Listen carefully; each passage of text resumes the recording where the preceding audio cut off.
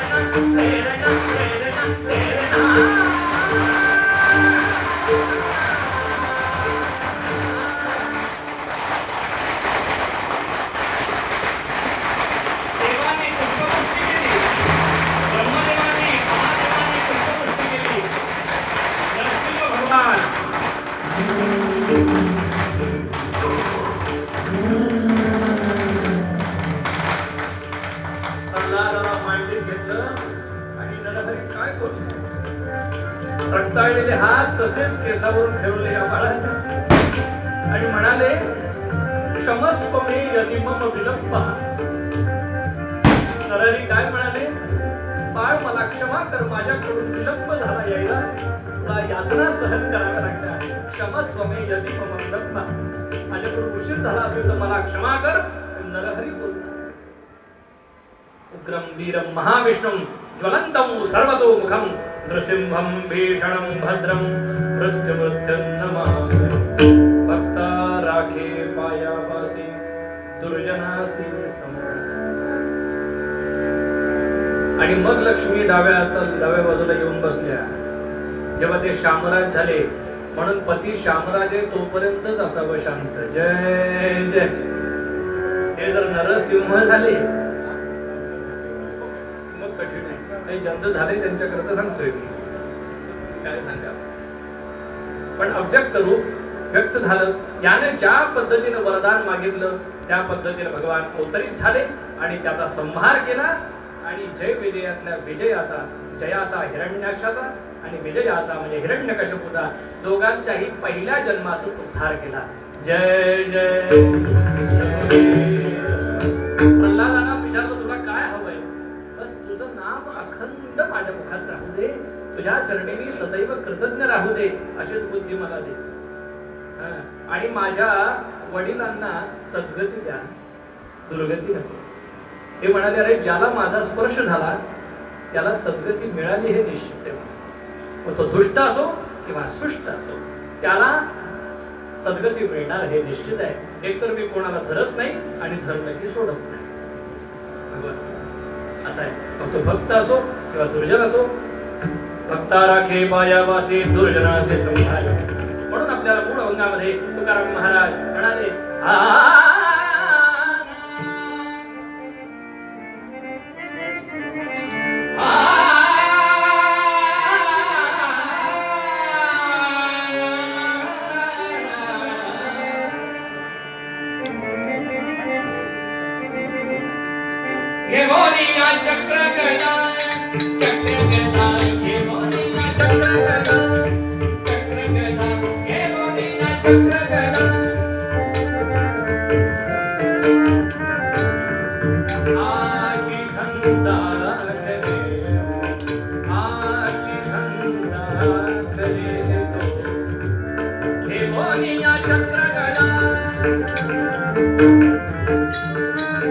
प्रल्हादाला सिंहासनावर बसवलं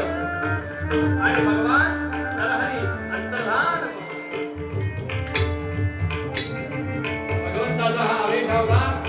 भक्ताला आपल्या धर्माच्या गाडीवर बसवलं आणि भगवान पुन्हा निज धामाला गेले. हे गोरी या चक्रगदा अव्यक्तते आकारिले रूपा आले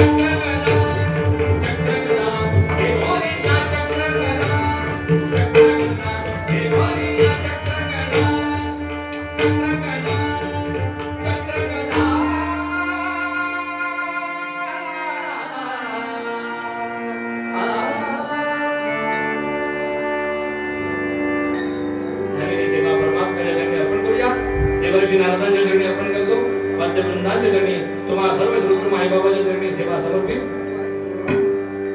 अधिक महिन्याची सूचना आपल्या अधिक लक्षात आली असेल असं अधिक मी मनात ठेवलं आहे. अधिक मासामध्ये कथा ऐकली म्हणजे अधिक मास वाढलेलं कमी होतं किंवा ज्यांचं नसेल त्यांचं अधिक मास वाढतं. जय जय म्हणून कथेला अवश्य या म्हणजे आपल्याला त्या खऱ्या अर्थानं अधिक मासाचा आनंद मिळेल. भगवंताने